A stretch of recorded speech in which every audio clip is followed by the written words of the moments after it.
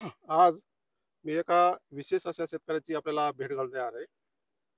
त्यांनी त्यांची जी पूर्ण अद्रक आहे, 250 क्विंटल 2 एकरमधली, ती पूर्ण बेण्यासाठी विकलेली आहे. आणि विशेष हे आहे की महाराष्ट्रातल्या अनेक गावामध्ये ते जिल्ह्यामध्ये गेले. त्याचबरोबरच तेलंगणा राज्यामध्ये सुद्धा ह्यांची अद्रक गेलेली आहे. 100 क्विंटल. बरोबर आहे? हो. अद्रकीची जी मशागत आहे, अद्रक घेण्याची जी पद्धत आहे, त्यामुळे त्याचा जो खडा आहे, तो खडा आपल्याला एवढा मोठा खडा तुम्हाला कुठेच पाहायला मिळणार नाही.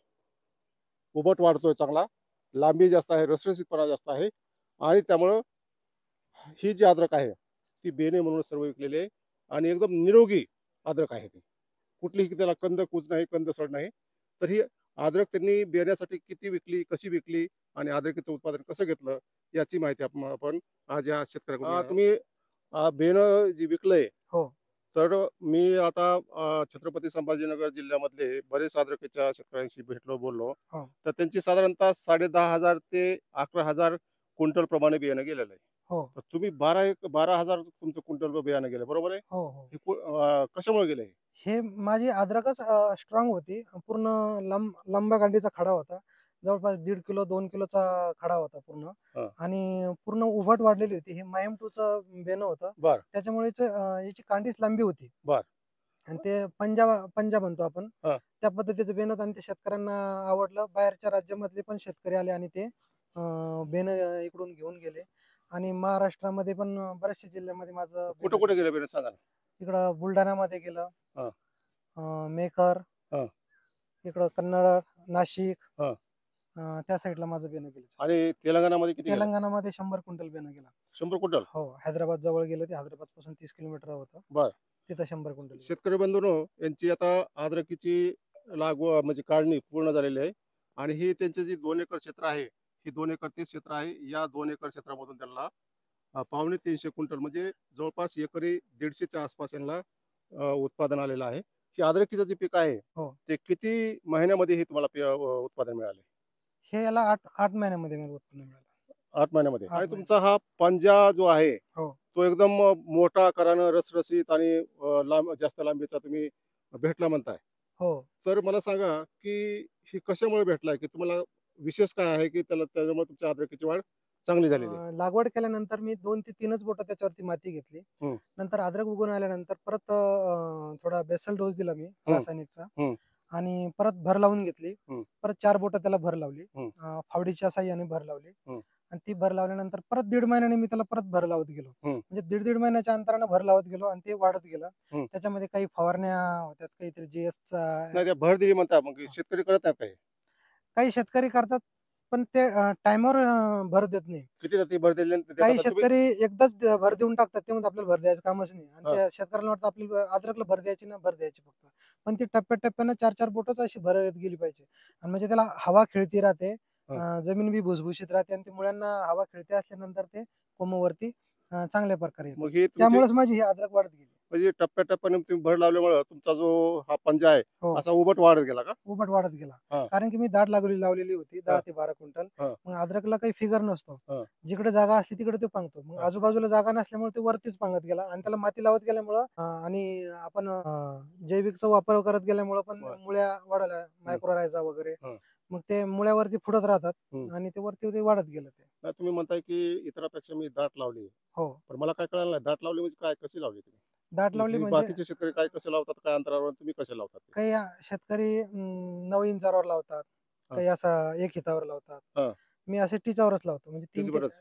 30 भराचं अंतर ठेवतो. हं, कारण की दाट लागवड केली तर दाटच बेडचं पूर्ण बेड अद्रकीनंच निघत होता. बरं. आणि हे माहिती आहे आपल्याला की त्याला फिगर नसल्यामुळे जिकडं माती असेल, हं, तिकडं तो वाढत जातो. हं. म्हणून माती मी वरती लावत गेलो आणि ही अद्रक वरती उभट वाढली. उभट वाढत गेली ती. तुमचा बेडचं अंतर काय होतं आणि साधारणतः ते किती ओळी लावल्या होत्या त्या बेडवर? माझं बेडचं अंतर 5 फुटाचं होतं. हं. 2 ओळीची लागवड केली होती आणि ड्रिप पण मी 2 आथरलेले होते. नळ्या कारण 2 होत्या. हो, दरवर्षी मी 2च आथरतात. पाणी कमी पडलं असल्यामुळं हं.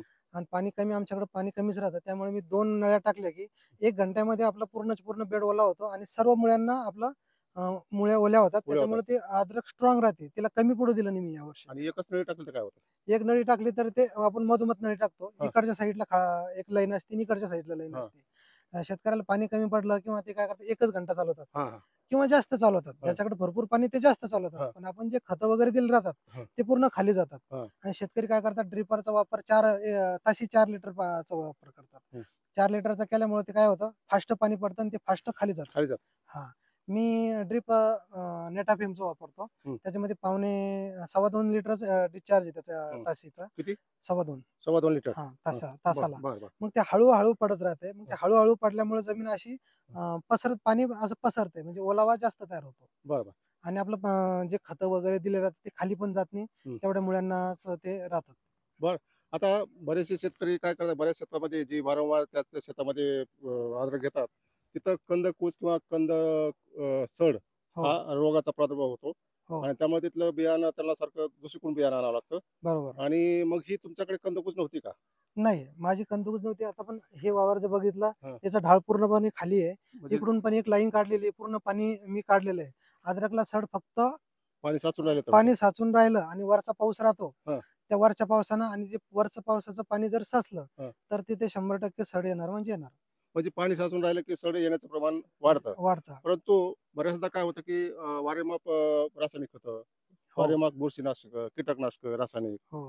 हे फवारल्यामुळं उपयुक्त जीवाणू आहेत त्यातले ते मरतात आणि त्याच्यामुळे सुद्धा कंदसड येते म्हणतात लोक. मग तुम्ही हो, काय केलं तुम्ही? 100% येतात. त्या विद्रव्य खताने पण सडचं प्रमाण जास्त येतं. हं. त्या विद्रव्य खताने मुळ्या पण डॅमेज होतात. हं. त्यासाठी मी जवळपास 10 ते 12 वर्षापासून 1 महिना मी रासायनिक करतो हं. आणि 1 महिना मी जैविक करतो. बर. जैविकमध्ये मी जीवामृत वगैरे बनवतो. म्हणजे कॉम्बिनेशन आहे तुमचं. दोन्हीचं कॉम्बिनेशन आहे. बर. त्याच्यामुळं आपली जमीन बी बलवान असल्यानंतर ताकदवान असल्यामुळं आपली मग त्याच्यामुळेच अद्रक माझी ताकदवान आली आणि उंच वाढली आणि माझ्या अद्रकीला चांगलाही रेट मिळाला. त्याच्यामुळे माझी अद्रक जवळपास 12,000 रुपयाने मी माझी विक्री झाली. बायो म्हणजे जैविक खत तुम्ही वापरताय, काय हो. वापरताय आणि कधी वापरता?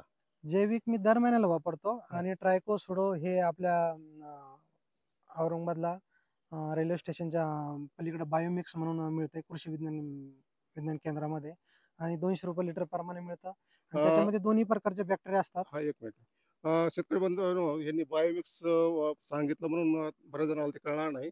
वसंतराव नाईक मराठवाडा कृषी विद्यापीठाचा एक बायोमिक्स म्हणून एक जीवाणू आणि बुरशीचा एक संघ आहे. उपयुक्त जीवाणू आणि बुरशीचा संघ आहे आणि याची संख्या जी आहे ती 15ची आहे. म्हणजे जे पिकाला उपयुक्त असे जीवाणू आहेत, बुरशी आहेत, अशा 15 प्रकारच्या एकत्र करून त्याचं जे द्रावण आहे बायोमिक्स वापरलं. आणखी दुसरे कुठले जैविक वापरले आणि कधी वापरले? बायोमिक्स मी दरवर्षी वापरतो आणि अद्रक दरवर्षी वापरता, पण कधी? लागवड झाली, हं. पाऊस पडला हं. की लगेच मी बायोमिक्स सोडून देतो. बर. कारण की काही हानिकारक बुरश्या वगैरे ज्या हा. डोक्यावर काढतात, तर त्या ह्या बुरश्या त्यांना खाऊन टाकतात. बर बर. आणि दर महिन्याला मी याचा बायोमिक्सचा वापर करतो. बर. जास्त पाऊस पडायला राहिला, किती वापरता पती एकरी? एकरी 2 लिटर 2 लिटरचं 2 ड्रिपने सोडता? लिटरचा ड्रिपनं सोडतो ते. आणि त्याच्यामुळे ह्या बायोमिक्सच्या व्यतिरिक्त काय वापरता? बायोमेकच्या व्यतिरिक्त मी मायक्रोरायझा वापरतो, एनपीकेचे जीवाणू वापरतो, हं. पॅसोलोमायसिस वापरतो. बर. कारण की निमेटोड पण अद्रकीला खूप असतो हं. आणि हे पूर्ण जैविक वापरताना मी सर्व प्रकारच्या जीवाणू अद्रक पिकाला सोडतो. आणि बरीचशी लोक जी विद्राव्य खतं आहेत हो. त्याचा सुद्धा भडीमार करतात. तुम्ही किती वापरता? मी कमी प्रमाणात वापरतो. हं. कारण की अद्रक पिकाला जास्त लागत नाही, पण हं. आपल्या जमिनीमध्ये जीवाणूच राहिले नाही हं. आणि लोकांना अद्रकीचं उत्पन्न काढायचं म्हटल्यानंतर लोक काय करतात, भडीमार वापर करतात. हं. आणि मी जैविक वापरत असल्यामुळं हं. जे थोडंही दिलं, जे खत दिलेलं राहतं ते जैविकमुळे ते काय होतं, उचललं जातं हं. आणि पिकाला लागू होतं हं. आणि बस काही लागत नाही. आणि तुम्ही आपटेक वाढावा जमिनीतला, म्हणजे जमिनीतून अद्रकच्या मुळांनी जास्तीत जास्त अन्नद्रव्य शोषून घ्यावीत हा. म्हणून तुम्ही तशा प्रकारचे काही जीवाणू वापरता, बरोबर आहे? हो, कोणते ते? मायक्रोरायझा वापरतो. मायक्रोरायझा आहे काय, आणखी दुसरं कुठलं आहे? मायक्रोरायझा आणि एनपीके. एनपीके, केएनबी म्हणतात ते ना हा, ते? केएनबी भेटतात ते. म्हणजे नायट्रोजन फिक्सिंग बॅक्टेरिया, हो, हो, हो. फॉस्फरस फिक्सिंग बॅक्टेरिया बरोबर, बरोबर. आणि त्या पूर्ण बॅक्टेरिया वापरतो. पोटॅशियम, म्हणजे पोटॅशियम जमिनीतलं ते शोषून घेतात ते. ते शोषून घेतात आणि ते शोषण असल्यामुळे आपलं जमीन आपलं जे अद्रकचा जो पाला असतो तोच हा. सांगतो आपली क्वालिटी कशी येतं. बर. खाली खडायला बी बघायचं काम नाही. मायक्रोरायझा वापरता म्हणे. हो. एकरी किती वापरता आणि कधी कधी वापरता?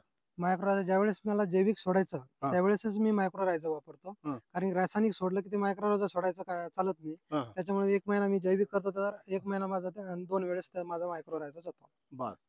100 म्हणजे ग्रॅम वापरतो मी. म्हणजे तुम्ही 1 महिन्याचे सायकल हे जे जे रासायनिक विद्राव्य खतं वापरता हो. आणि त्यानंतर मग साधारणतः मध्ये गॅप देऊन गॅप देऊन किती दिवसाचा गॅप देता? 5 ते 6 दिवसाचा गॅप देतो. आणि त्यानंतर जैविकची सुरू आणि करता. नंतर 5-6 दिवसांनी जैविक सुरू करतो. हा. जैविक संपल्यानंतर 5-6 दिवसांनी परत रासायनिक सुरू करतो. बर. म्हणजे असं 1 महिन्याचं अंतर माझं चालतंय. 1 बर. महिना रासायनिक, 1 महिना जैविक. म्हणजे तुमचे जे सशक्त निरोगी तुमचं बियाणं विकलंय, हो, तर त्याच्यामध्ये तुम्हाला रासायनिक प्लस जैविक हो. यांचं कॉम्बिनेशन योग्य पद्धतीने केल्यामुळं तुमच्या अद्रकीचं उत्पादन वाढलं असं म्हणायचं का तुम्हाला? हो, हो. 100%. 100%. आता पुढल्या वर्षी तर भरपूर लागवड होईल, आता मग भावाचं कसं आहे? भाव 100% कमी राहणार. हं. जवळपास माझ्या मते तरी पुढच्या वर्षी 2,000, 3,000, 4,000 एवढ्या ज्याच्यामध्येच अद्रक विकणार म्हणजे आहे. बियाणं भरपूर गेले. खूप बेनं गेलंय. मला 1,000 ते 2,000 क्विंटलचे ऑर्डर होती. ऑर्डर होते. हा. तिथले दररोज 10-15 शेतकरी फोन करते की आम्हाला बेनं द्या, आम्हाला बेनं द्या. बर.